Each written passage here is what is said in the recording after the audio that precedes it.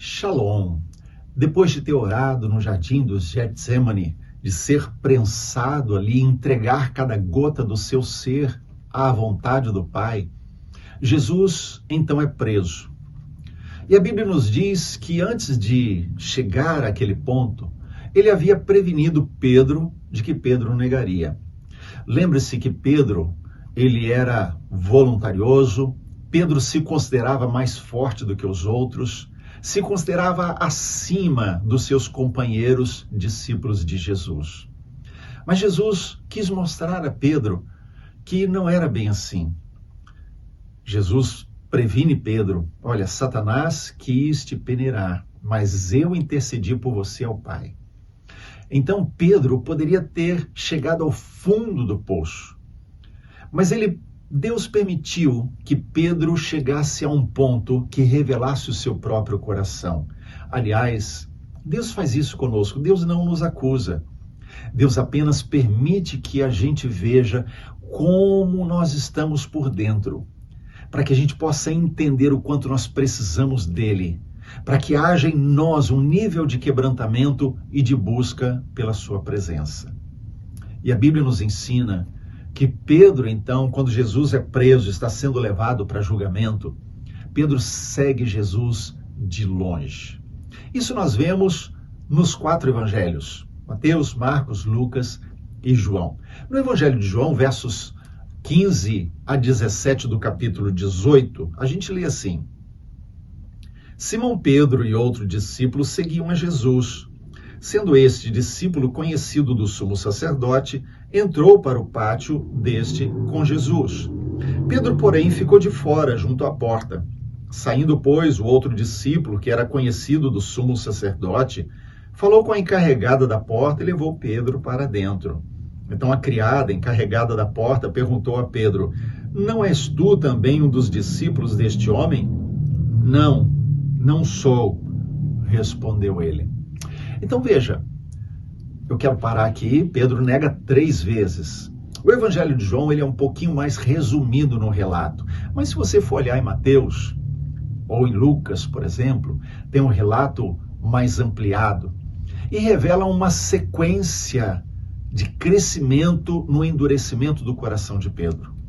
Quando chegam para ele, tentam identificar Pedro: você é um deles? Ele começa dizendo: não sou. Em seguida vem outra pessoa e também questiona Pedro, dizendo: olha, a tua fala denuncia, você é um deles.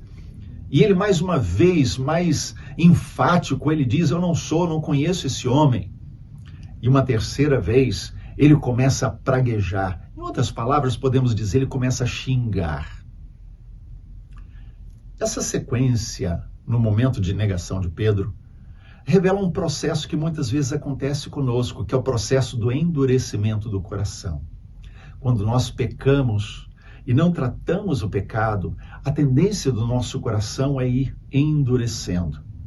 E se nós não fazemos nada, não buscamos ao Senhor em arrependimento, a tendência é que aquilo comece a crescer. E um abismo chama outro abismo. E então Pedro vai crescendo na intensidade do seu pecado, na sua negação do mestre. É isso que acontece ali. Pedro vê o seu próprio coração e Pedro nega 3 vezes, cada vez mais intensamente. Sabe, há algo que é revelado no Evangelho de Lucas que é muito significativo. O Evangelho fala que depois de negar a 3ª vez, o olhar de Pedro com o olhar de Jesus se cruzam exatamente naquele momento. E Pedro então percebe o que ele tinha acabado de fazer. Cai a ficha. Ele olha para si mesmo e percebe que aquilo que Jesus havia falado que aconteceria, aconteceu. E Pedro não impediu. Pedro não fez nada para reverter o quadro e não negar o mestre. Ele estava dentro da casa, no pátio. Ele tinha a chance de defender o seu mestre, como no jardim, chegou a pegar a espada. No entanto, ele se acovarda e agora ele vê o próprio coração.